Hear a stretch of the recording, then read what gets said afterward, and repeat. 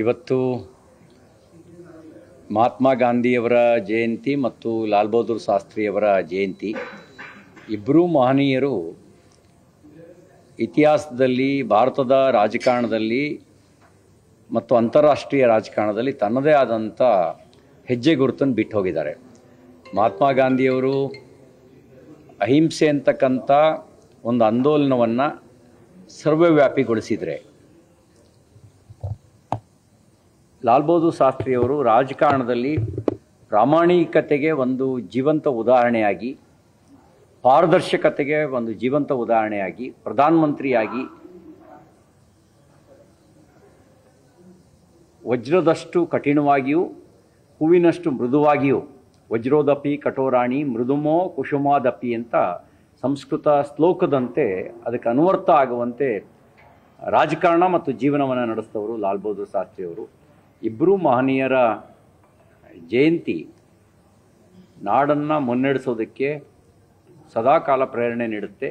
ಜನಸಾಮಾನ್ಯರಲ್ಲೂ ಕೂಡ ನೈತಿಕ ಮೌಲ್ಯಗಳನ್ನು ಉಳಿಸಿ ಬೆಳೆಸೋದಕ್ಕೆ ಕಾರಣ ಆಗುತ್ತೆ. ಇಬ್ಬರೂ ಮಹನೀಯರ ಜಯಂತಿಯ ಸಂದರ್ಭದಲ್ಲಿ ನಾಡಿನ ಜನತೆಗೆ ಶುಭಾಶಯಗಳನ್ನು ಸಲ್ಲಿಸಲಿಕ್ಕೆ ಬಯಸ್ತೇನೆ.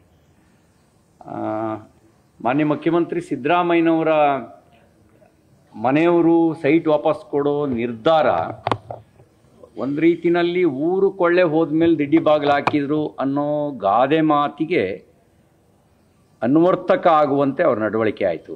ಆರೋಪ ಬಂದ ದಿನವೇ ವಾಪಸ್ ಮಾಡಿದರೆ ಪ್ರಾಮಾಣಿಕ ನಿರ್ಧಾರ ಅಂತ ಅನ್ನಿಸ್ತಾ ಇತ್ತು.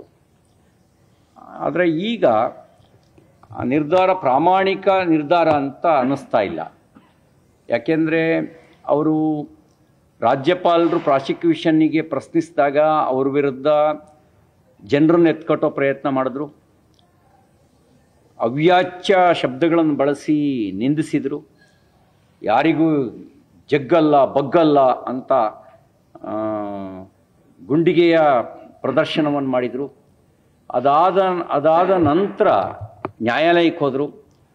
ಭಾಳ ದೊಡ್ಡ ದೊಡ್ಡ ವಕೀಲರನ್ನೆಲ್ಲ ಕರ್ಕೊಂಡು ಬಂದು ಬ್ಯಾಡ್ ಕೇಸ್ ಪರವಾಗಿ ಆರ್ಗ್ಯುಮೆಂಟ್ ಮಾಡೋಕ್ಕೆ ಬಿಟ್ಟರು. ನ್ಯಾಯಾಲಯ ರಾಜ್ಯಪಾಲರ ನಿರ್ಧಾರವನ್ನು ಎತ್ತಿ ಹಿಡಿದು ಪ್ರಾಸಿಕ್ಯೂಷನ್ಗೆ ಕೊಟ್ಟಿದ್ದು ಸರಿ ಇದೆ ಅಂತ ಹೇಳಿದ ಮೇಲೆ ಮೊಕದ್ದಮೆ ದಾಖಲಾಯಿತು. ಮೊಕದ್ದಮೆ ದಾಖಲಾಗಿ ಇ ಡಿ ಎಂಟ್ರಿ ಆಯಿತು. ಇ ಡಿ ಎಂಟ್ರಿ ಆದಮೇಲೆ ಅವರು ನಿವೇಶನಗಳನ್ನು ವಾಪಸ್ ತೆಗೆದುಕೊಳ್ತಕ್ಕಂಥ ನಿರ್ಧಾರ ಅದು ಅನುಮಾನಗಳನ್ನು ಸ್ವಾಭಾವಿಕವಾಗಿ ಹುಟ್ಟುಹಾಕತ್ತೆ. ಪ್ರಾಮಾಣಿಕವಾದ ನಿರ್ಧಾರ ಆಗಿದ್ದರೆ ಅವತ್ತೇ ವಾಪಸ್ ಕೊಟ್ಬಿಡ್ತಿದ್ರು. ಹಾಗೇನು ಅನ್ನಿಸ್ತಿಲ್ಲ.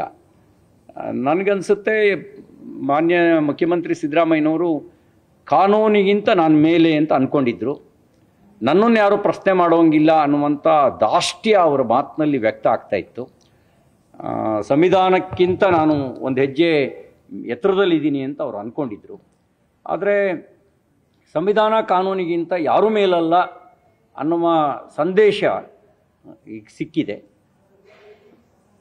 ಇದರಲ್ಲಿ ಕೇವಲ ಸಿದ್ದರಾಮಯ್ಯನವರು ಅವ್ರ ಪತ್ನಿ ಮಾತ್ರ ತಗೊಂಡಿರೋದು ಅಕ್ರಮ ಅಂತಲ್ಲ, ಸಾವಿರಾರು ಕೋಟಿ ರೂಪಾಯಿಗಳ ಅಕ್ರಮ ನಡೆದಿದೆ ಅನ್ನೋದು ಆರೋಪ ನಮ್ಮದು ಆರಂಭದಿಂದಲೂ ಮೂಡಾದಲ್ಲಿ. ಅದಕ್ಕೆ ಪುಷ್ಟಿ ಅನ್ನೋ ರೀತಿಯಲ್ಲಿ ಜಿಲ್ಲಾಧಿಕಾರಿಗಳು ಬರೆದಿರ್ತಕ್ಕಂಥ ಪತ್ರ ಇರ್ಬೋದು, ಸ್ವತಃ ಮೂಡಾ ಅಧ್ಯಕ್ಷರೇ ಸಾರ್ವಜನಿಕವಾಗಿ ಒಪ್ಕೊಂಡಿರೋದಿರ್ಬೋದು. ಇದನ್ನು ನೋಡಿದಾಗ ಇನ್ನೂ ಸಾವಿರಾರು ಕೋಟಿ ರೂಪಾಯಿಗಳ ಅಕ್ರಮಗಳ ತನಿಖೆ ಆಗಬೇಕಾದ ಅವಶ್ಯಕತೆ ಇದೆ.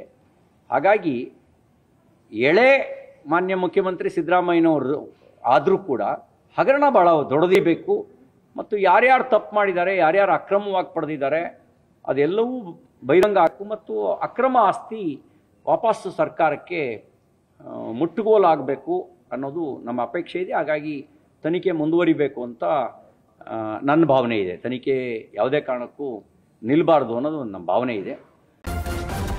ನ್ಯೂಸ್ ಫಸ್ಟ್ ನಿರ್ಭೀತಿಯಿಂದ ನಿಮ್ಮ ಪರವಾಗಿ.